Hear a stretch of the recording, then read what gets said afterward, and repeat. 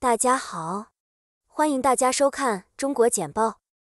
我们为您带来全球媒体关于中国时政、经济和社会的最新内容以及独家分析。我们可信、专业、多角度的中国报道，为世界精英提供判断、决策参考。中国简报使用多种语言发行，包括文字、视频、播客、书刊多种形式。同时，我们也在6度世界进行全天候播放。欢迎收看本期中国简报。今天是2023年4月28日，中国简报为您带来来自全球媒体的最新中国政治、经济和社会新闻，以及独家专家分析。如果您觉得我们的内容有帮助，请订阅我们的时事通讯。这是今天的独家见解。独家洞察：东北国有经济最强，浙江民企三分天下有其二。从浙江的情况来看，国有经济的贡献是很小的，实际上从全国的情况来看也是如此。大家都知道，虽然浙江的国有经济的投资在计划经济时代非常少，因为要打仗，但是当时全国其他地方国有经济效益也不行，国有经济最强的地方是东三省，而东三省到目前为止还是中国经济的困难地区，所以说国有企业绝对不是中国经济增长的主要原因，假如是主要原因，应该东三省经济走在全国最前面。事实上，中国经济是在国有经济最薄弱的长三角和珠三角地区率先发展起来的，相对来说国有经济比较强的东北、中原地带，恰恰是经济至今比较困难的地区。从数量上看也是如此。大家都知道，中国最优秀的企业基本都在上市公司，无论是国有控股的还是民营的，咱们只要看看上市公司的报表就清楚了，效益最好的还是民营为主体的企业。大家现在都知道了56789，民营企业在全国占重要地位。浙江的民营企业在整个经济的比值里，尤其在40年中国经济高速发展的过程中，民营企业就是从近乎于零的地方起步，发展到目前超过半壁江山。20年前，浙江的民营企业是三分天下有其一，现在是三分天下有其二了，可见经济发展动力所在。浙江，浙江人，浙江经济系列之16。本文作者野风，浙江研究学者。中国加大对外国公司的压力。华尔街日报：中国当局正在打击外国企业，进行突然访问，并启动网络安全审查，以加强对中国治理和发展叙事的控制。政府扩大了间谍法，以应对外国威胁，这增加了在中国经营的西方公司的风险。这一推动是由于中国领导层越来越相信外国资本不能完全信任。最近美国禁止向中国出售高端芯片制造技术，中国官员认为某些公司，如美光，落后了，只会加剧这个问题。一些官员担心地缘政治紧张局势加剧，正在驱赶外国投资者和企业。美国商会本月进行的一项调查显示，约有 27% 的受访者在做出投资决策时将重点转移到中国以外的国家。中国国有电信巨头推出自己的 ChatGPT 类服务，加入 AI 竞赛。南华早报：中国电信的云计算部门 CTUN 正在测试一种自然语言训练模型，旨在挑战百度和阿里巴巴集团控股等科技巨头在开发对话式 AI 方面的竞争。CTUN 总经理胡志强表示， CTUN 计划在不久的将来适时推出其产品。这一消息发布之际，阿里云宣布计划从5月7日起将其核心服务的价格降低多达 50%。 同时网易本周推出了其 GPT 竞争对手 CodeWave。百度本周还表示，其新的对话式 AI Ernie Bot 实现了10倍的效率提升。菲律宾称中国船只在海上危险对抗。独立报：中国海军舰艇采取危险动作并展示侵略性战术，以阻止菲律宾在南海的海上巡航。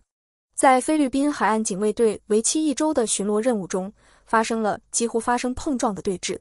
由于人们越来越担心该岛与美国日益增长的安全联盟，两国正在努力解决领土争端，从而引发了一系列涉及海上紧张局势的对抗。这一事件是最新的一次。由于利润率缩水，中国大型银行利润微薄。彭博社官方文件显示，包括中国工商银行、中国建设银行、中国银行和中国农业银行在内的中国国有银行在2023年第一季度的利润增长都有限，利润率继续缩水。该国的 Covid Zero 战略对经济的持续影响导致银行面临艰难的季度。尽管目前他们基本上没有受到全球银行业动荡的影响，但备受批评的中国银行业仍面临着重大挑战，包括风险较高的债务和疲软的地方政府融资，以及降低存款利率以保持负债稳定。恒大延长债务重铸债权人批准门槛的最后期限。南华早报。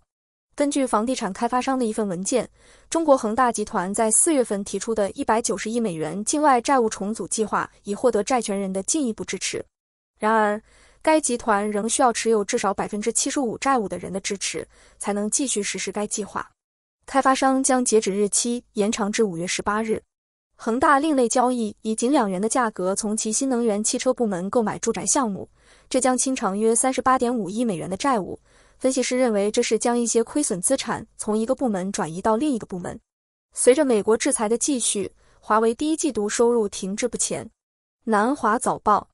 中国华为报告第一季度收入同比增长 0.8%， 这家私营公司继续多元化发展新业务以抵消美国的制裁，增长几乎趋于平稳。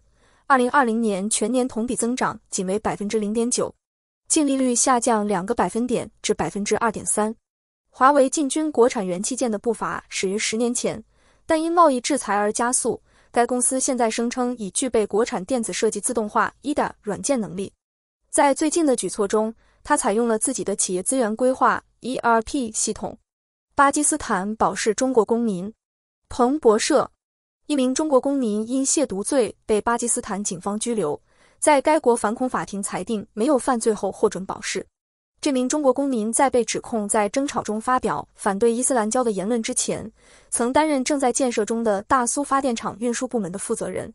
亵渎神明在巴基斯坦是一个敏感问题，后续调查可能会导致致命的私刑袭击。该国是中国“一带一路”倡议的旗舰目的地，但付款延迟和针对中国利益的恐怖袭击对合作产生了重大影响。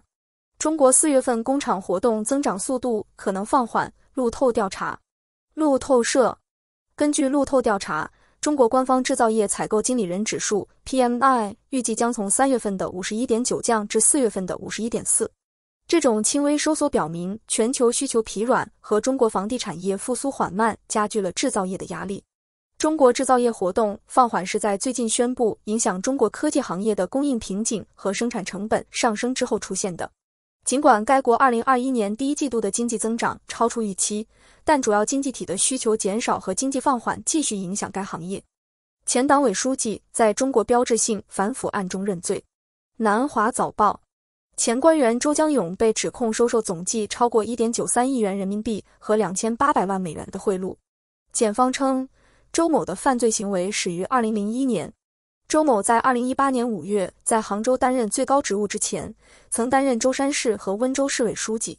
针对他的指控并未提及周某对中国数字经济的支持。印中国防部长会面缓和边境紧张局势。彭博社。印度国防部长拉杰纳特·辛格在与中国国防部长李尚福会晤后表示，印度和中国之间的关系取决于边界的和平。辛格说，边界争端侵蚀了双边关系的整个基础。李是自2020年两国军队发生致命冲突以来第一位访问印度的中国国防部长。中国政治局誓言在需求不足的情况下支持复苏。彭博社。以国家主席习近平为首的中国最高决策机构表示，中国的经济复苏需要持续有力的财政和货币支持，并警告国内需求仍然不足。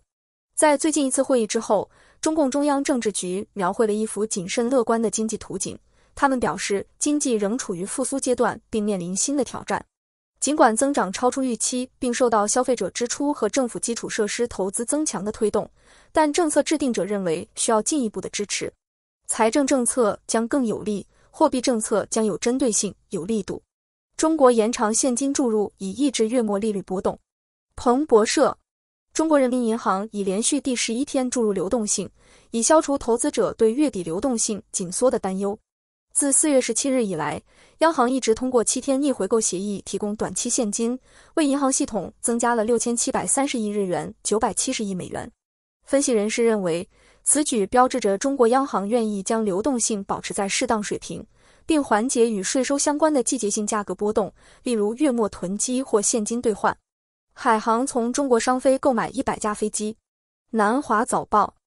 海航航空集团签署合同采购中国商飞 C919 单通道客机60架和2至21支线客机40架，巩固国营制造商地位。与行业龙头空客和波音较量，中国希望到2035年占国内航空业的10%。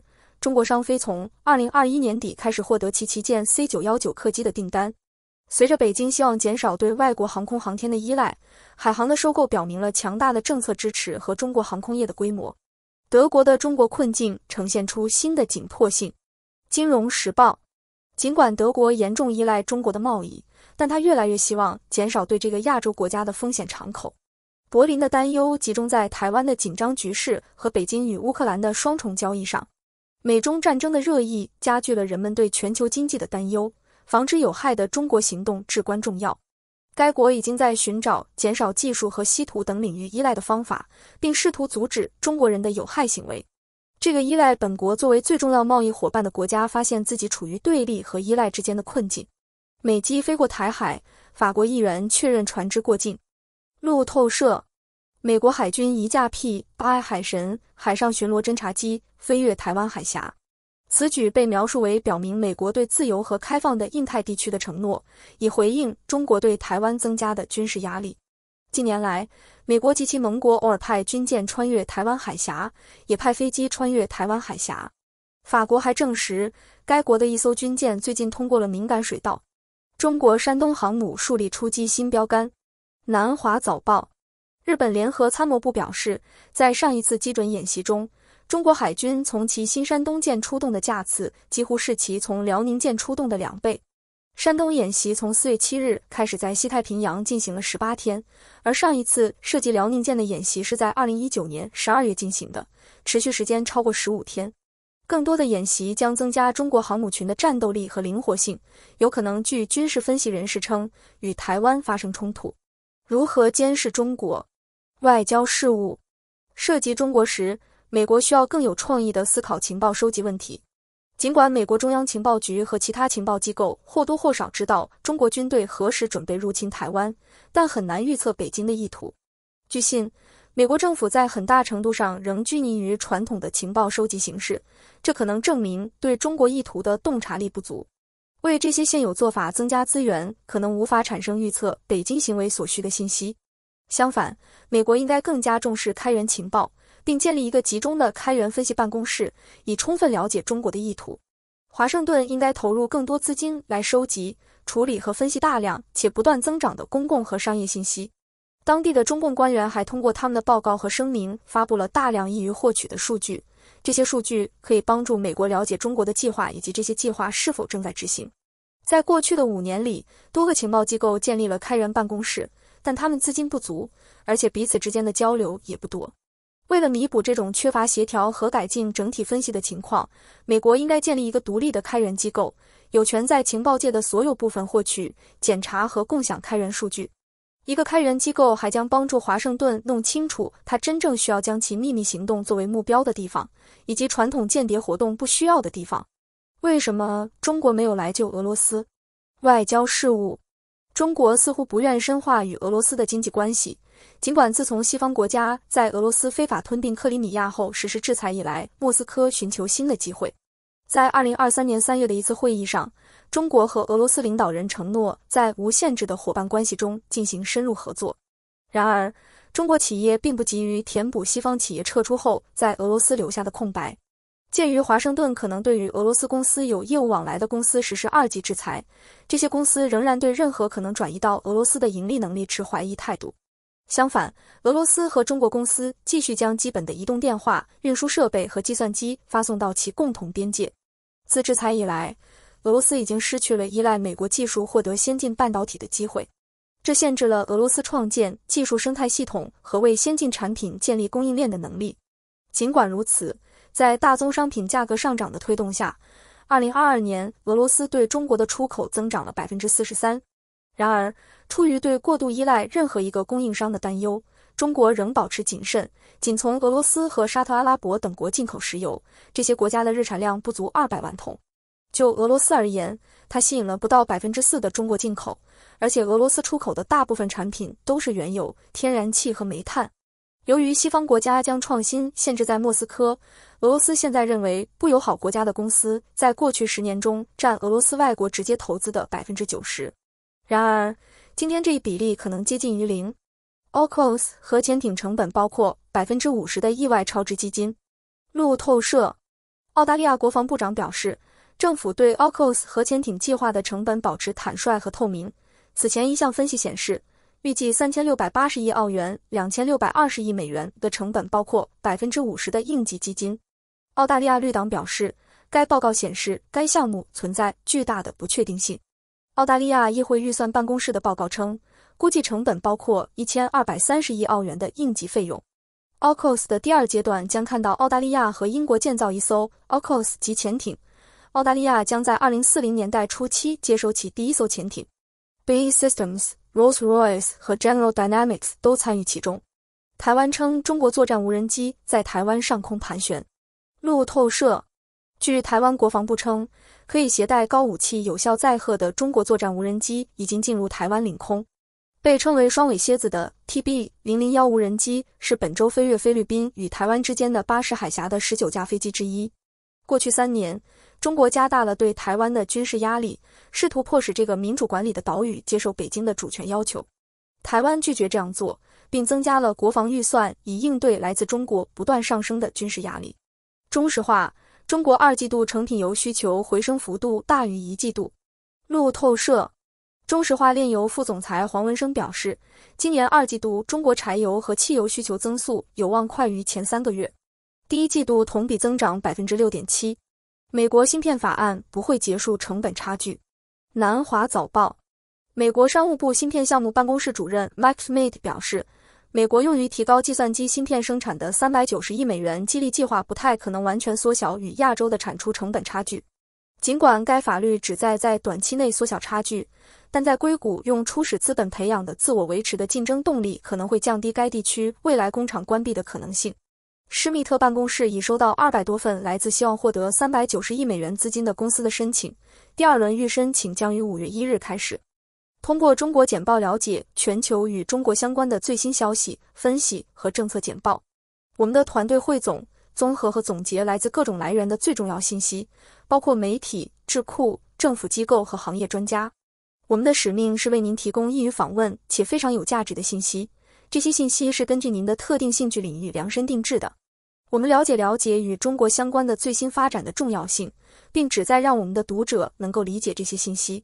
访问我们的网站，加入对话并随时了解与中国相关的最新消息和发展。